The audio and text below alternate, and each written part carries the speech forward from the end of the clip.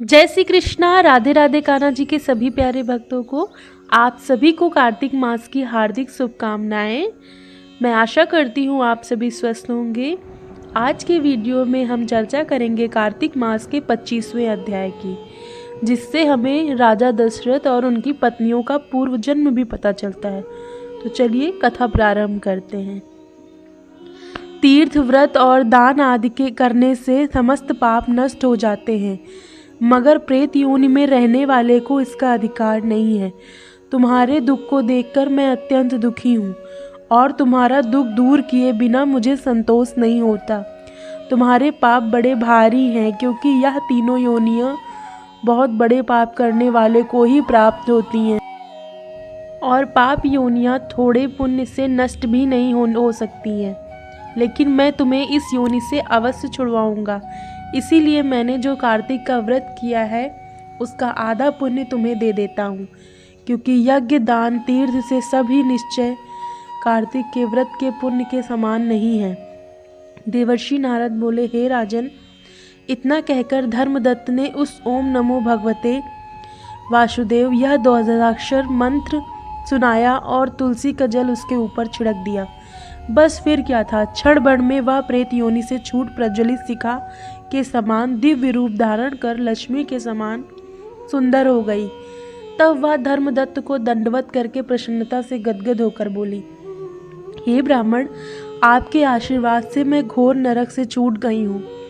मुझे पाप सागर में डूबती हुई के लिए आप नौका के समान हैं। नारद जी ने कहा, हे राजन, अभी कलहा इसी प्रकार कह ही रही थी कि वहां पर विष्णुगढ़ एक देदीप्यमान विमान लेकर आए।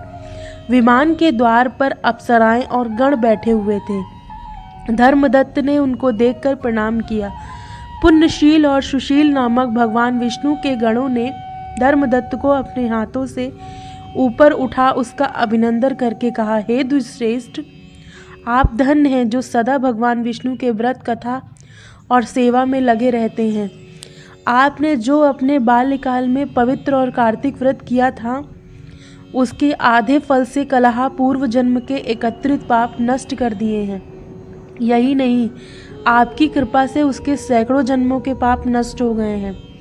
आपके जागरण आदि करने से पुण्य प्रभाव से आकाश मंडल से यह विमान आया है। हे ब्राह्मण, अब हम इसे भांति भांति के 10 भोगों से युक्त बैकुंठ में ले जा रहे हैं। आपके दान पुण्य के प्रभाव से यह भगवान विष्णु के पास रहेगी।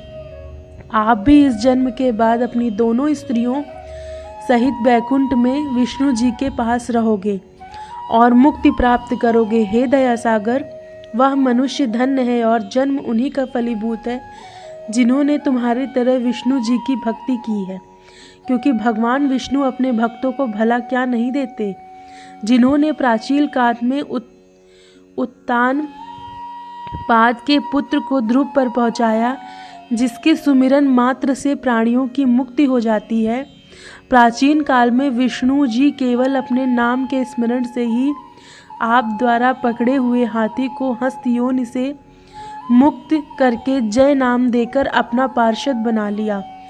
तुमने उसी विष्णु की सेवा की है, इसीलिए तुम अपनी दोनों स्त्रियों सहित 1000 वर्ष तक भगवान विष्णु के पास निवास करोगे।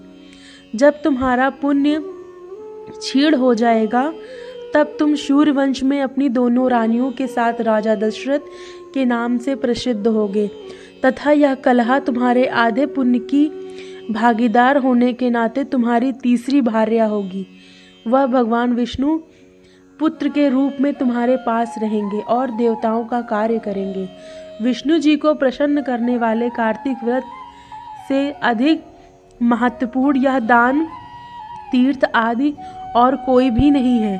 हे दया सागर, तुम धन्य हो, क्योंकि तुमने जगत गुरु भगवान विष्णु को प्रसन्न करने के लिए कार्तिक मास का व्रत किया, जिसके आधे पुण्य के फल ही की भागीदार कलहा है। इस समय हम इसे अपने साथ विष्णु लोक में ले जा रहे हैं। तो ये थी कार्तिक मास की कथा का 25वां अध्याय। मैं आशा करती हूँ आप सभी को ये कथा पसंद आई होगी, और ऐसी ही कार्तिक मास की अन्य कथाएं सुनने के लिए हमारे चैनल पर आप वीडियोस देख सकते हैं सारी। और हमारे चैनल लाडला कन्हैया को लाइक, शेयर और सब्सक्राइब करिए। आप सभी खुश रहें, मस्त रहें, भगवान राधा कृष्ण की कृपा आप पर बनी रहे।